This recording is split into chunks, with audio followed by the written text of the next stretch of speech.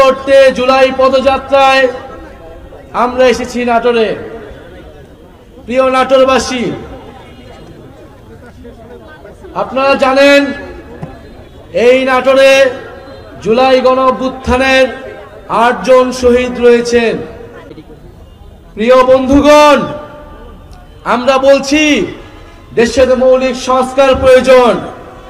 আমরা বলছি জুলাই ঘোষণাপত্র দিতে হবে।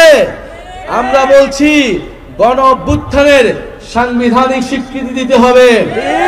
এই গণঅভ্যুত্থানে যে সকল ভাইয়েরা বোনেরা নেমে এসেছিল, যে সকল মানুষ শহীদ হয়েছিল, তাদের সেই শহীদি মর্যাদা রাষ্ট্রকে দিতে হবে। সংবিধানের স্বীকৃতি থাকতে হবে।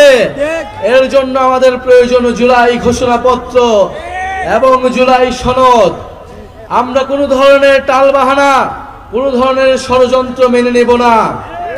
প্রিয় নাটোরবাসী, আজকে যারা আপনারা অক্লান্ত পরিশ্রমের মাধ্যমে আজকের এই কর্মসূচিকে সফল করেছেন, সকল বাধা বিপত্তিকে তোয়াক্কা না করে মাঠে থেকেছেন, সেই নাটোর জেলার সকল স্তরের জাতীয় নাগরিক পার্টির নেতা কর্মীদের আন্তরিক ধন্যবাদ জানাচ্ছি।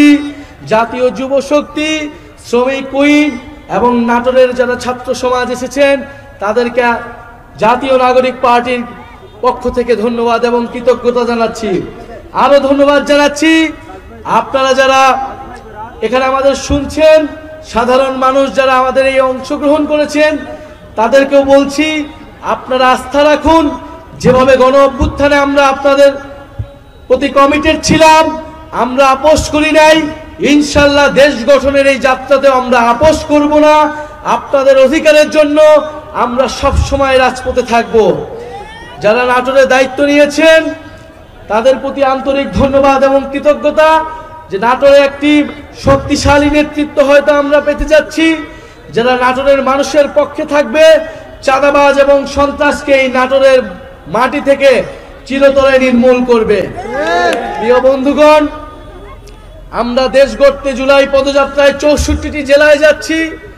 সকল মানুষের কথা শুনছি, মানুষকে আমাদের কথা শোনাচ্ছি।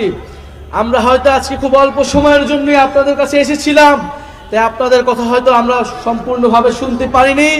যারা নাটোরের দায়িত্ব রয়েছেন তারা আপনাদের কথা শুনবেন এবং ইনশাল্লাহ আমরা ৩রা আগস্ট শহীদ মিনারে যে ইস্তেহার ঘোষণা করব, সেখানে আপনার আমার সকলের অর্থনৈতিক, সামাজিক, সাংস্কৃতিক মুক্তির কথা থাকবে।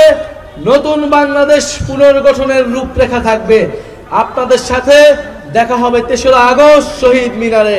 আসসালামু আলাইকুম।